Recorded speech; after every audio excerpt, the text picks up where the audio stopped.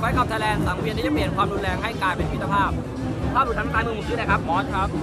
มอสครั้งแรกป่ะครับครั้งแรกครับทำไมถึงอยากมาลงไฟขับครับอยากมาหาประสบการณ์อยากเป็นนักมวยอาชีพครับอ๋อคือมาหาประสบการณ์ที่นี่ก่อนโอเคครับทางด้านขวามือผมชื่ออะไรครับครั้งแรกเหมือนกันทำอาชีพอะไรครับ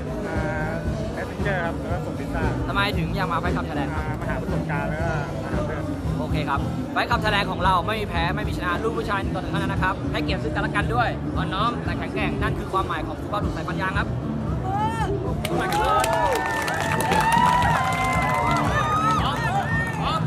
ไป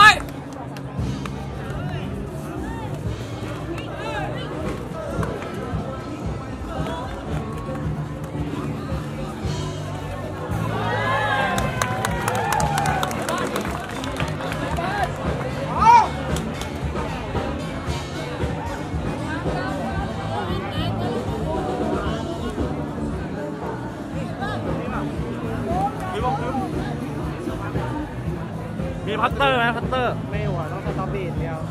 วัสลีนนะครับเอาวัสลีนมาหน่อยครับโปรหน่อยรู้ไหวเปล่าไหวอย่ารู้ก่อนต่อครับต่อวัสลีนนี่พกวัสลีนมาด้วยเหรอมาแล้วม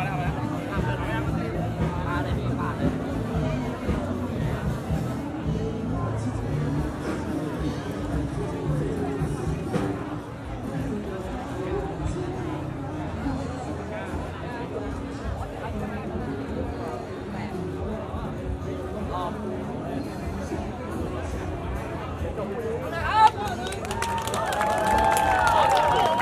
ไป